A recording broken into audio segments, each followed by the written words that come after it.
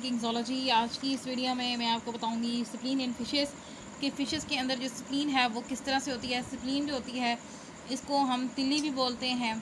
And देखें कि अब इसका जो मेन फंक्शन अगर ह्यूमन के अंदर देखा जाए तो वो लिम्फेटिक नोड की तरह होता है। एंड इसका बेसिक फंक्शन ये है कि इसने रेड ब्लड सेल्स को मैच्योर करके ना वहाँ से निकालना होता है एंड फिर वो आगे ब्लड में शामिल हो जाते हैं। बाकी लिम्फेटिक सिस्टम में इसका रोल होता है। तो अभी हम देखेंगे कि फ़िशेस के अंदर इसका क्या रोल है, किस तरह से इसका स्ट्रक्चर है, कौन कौन सी मतलब इसकी ना लोकेशन क्या है, ये किधर होती हैं, इनका साइज़ क्या होता है, इनकी शेप किस तरह से होती है, इनका कलर किस तरह से है, इनके फंक्शंस क्या क्या होंगे। तो ये सब कुछ आज हम इस वीडियो के अंदर डिस्कस करेंगे।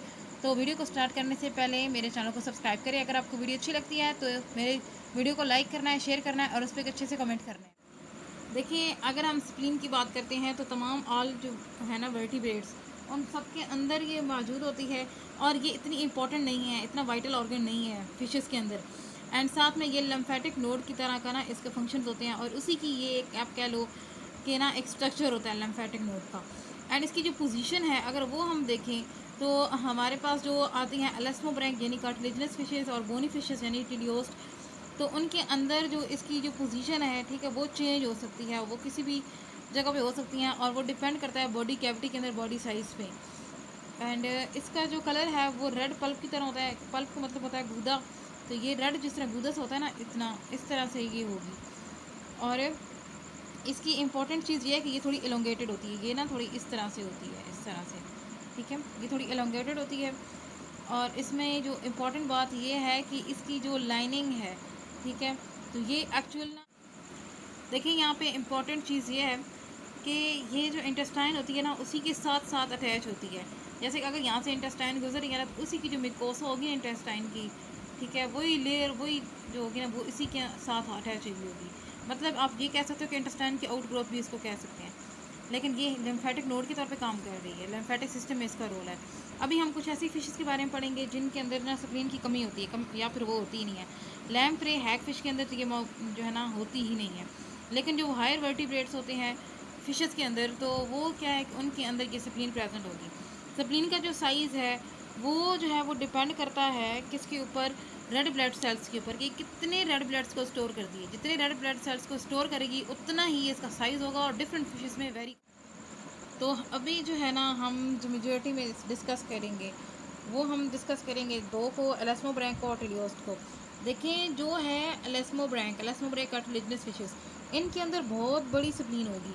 देखें अब बड़ा होने की वजह यह है कि आपके ना जहन में एग्जांपल आनी चाहिए शार्क की, ठीक है। अब जो शार्क होती है, अब उसकी बॉडी का साइज़ भी आपको पता है कितना बड़ा होगा, उसके अंदर जो ब्लड सेल्स हैं वो भी तो ज़्यादा चाहिए। अब उसने वो एक प्रीडेटर है, उसने प्रे को तलाश भी करना है, उसको फाइंड भी करना है, इतना ज़्यादा पूरी बॉडी को उसने मूव करवाना है, तो वहाँ पे उसको ज़्यादा से ज़्यादा ऑक्सीजन की ज़रूरत है। और ऑक्सीजन के लिए उसको क्या चाहिए, रेड ब्लड सेल्स चाहिए जिनके ऊपर जो है ना ऑक्सीजन बाइंड करके उसकी पूरी बॉडी को मिले और बहुत ज़्यादा जो फूड है वो अप्लाई वो वहाँ तक पहुँच सके, ऑक्सीजन पहुँच सके, मेटाबॉलिज्म हो सके, ठीक है। तो इस वजह से क्या होता है कि यहाँ पे स्प्लीन का साइज़ भी लार्ज है, वो इस वजह से ताकि रेड ब्लड सेल्स जो है ना वो ज़्यादा से ज़्यादा जो हैं इसके अंदर मैच्योर हों और ज़्यादा से ज़्यादा ब्लड जो है वो ज़्यादा हो।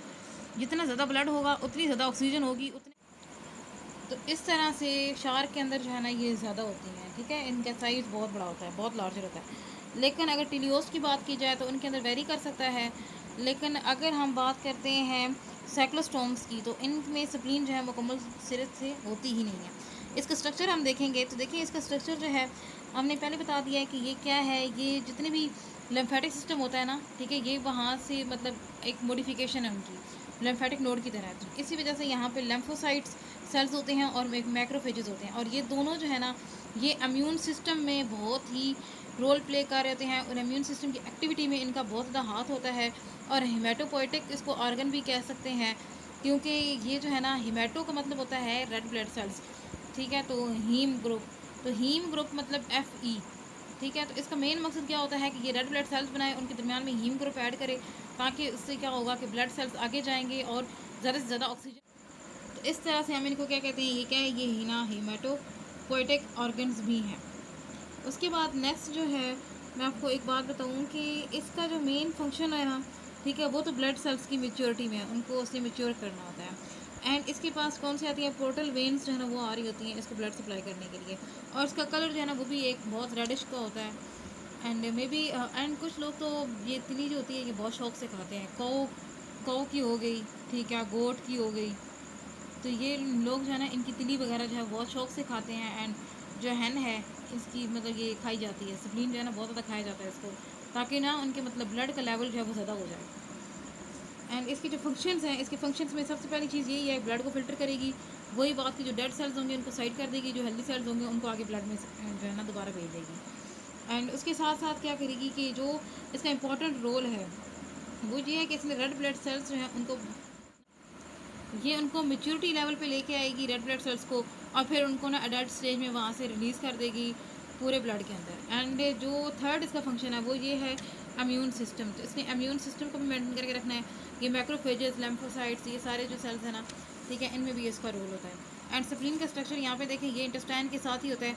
तो हम सम टाइम कहते हैं कि ये इंटेस्टाइन की जो है ना एक मॉडिफिकेशन है। ये इंटेस्टाइन है ना, इसकी यूँ इस तरह आ रही है, बिल्कुल इसके साथ ही जो है ना ये जुड़ी हुई है। ये मैं आपको दिखाऊँ एक साइड बना के, ठीक है, ये इस तरह से है, ठीक है। तो ये जो है ना ये उसी के साथ जो है ना जुड़ी हुई है और एलोंगेटेड है। मैंने आपको बताया था पीछे स्ट्रक्चर बना के, ये एलोंगेटेड है। एंड अभी जो है ना हम डिफरेंस देखेंगे कि एलेस्मोब्रैंक में और टीलियोस में किस तरह से ये डिफरेंट होती है। देखिए ये एलोंगेटेड स्ट्रिप की तरह है यहाँ पे, लेकिन इधर इसका साइज़ जो है ना और उसकी डेवलपमेंट पे वेरी करता है, ये वेरी कर सकते हैं। और यहाँ पे ये मुख्तलिफ टिश्यूज़ के साथ जो है ना अरेंज हुई होती है। एलेस्मोब्रैंक में पहली चीज़ हमने देखी है कि ये एलोंगेटेड स्ट्रिप की तरह है, ठीक है।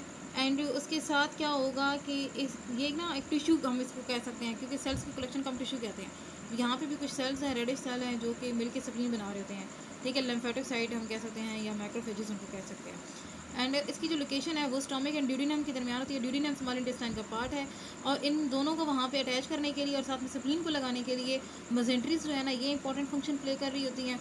और इनको जो ब्लड सप्लाई किया जाता है वो आर्टरीज़ के ज़रिए किया जाता है, और जो वेन होती है वो क्या करती है, वो ब्लड को वापस ले जाती है, जिसमें डीऑक्सीनेटेड ब्लड जो है ना वो। अगर टीलियोस्ट की बात की जाए तो देखिए उसके अंदर उसका साइज़ और शेप, ये सारी चीज़ें जो है ना वेरी कर रही थी। वो उसकी डेवलपमेंट की बेस पे था, उसकी कैविटी के अंदर स्पेस कितनी है, ये सारा कुछ। लेकिन अब देखें, अब ये जो है ना ये ज़्यादा कम्पैक्ट है, वहाँ पे पक्के तरीके से जुड़ी हुई है।